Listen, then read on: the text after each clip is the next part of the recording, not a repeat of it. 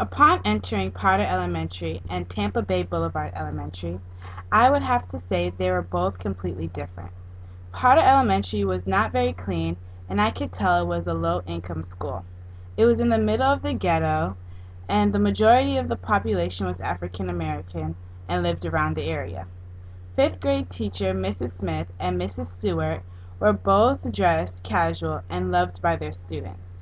Mrs. Smith was a very strict teacher, and her class was very well behaved. Mrs. Stewart was strict but laid back, and the students respected her.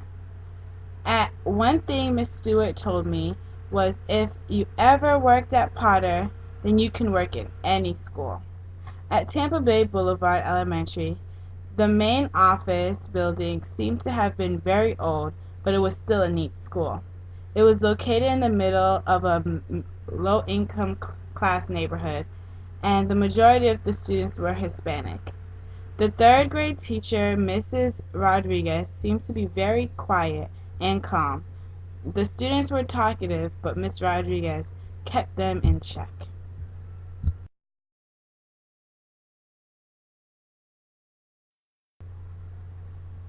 My research topic was on understanding school achievement, and I picked the question, what factors that influence school achievement were most obvious and what were missing?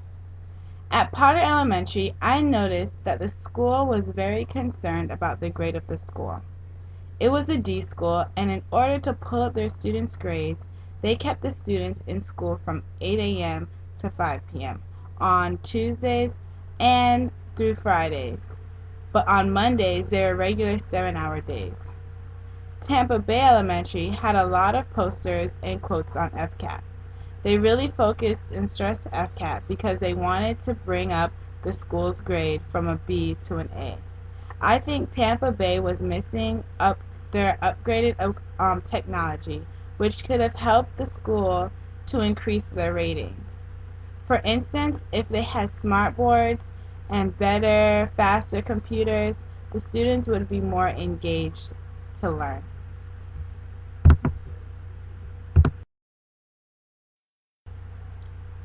In regards to my research question and topic, I found that all schools have a particular goal that they set in order to succeed.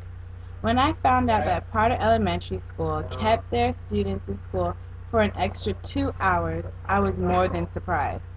I personally do not think that is the proper way to help students improve. Keeping them in school longer only makes them grow tired, mentally exhausted, and make students more restless. While researching the topic online, it was hard to find specific things on school achievements.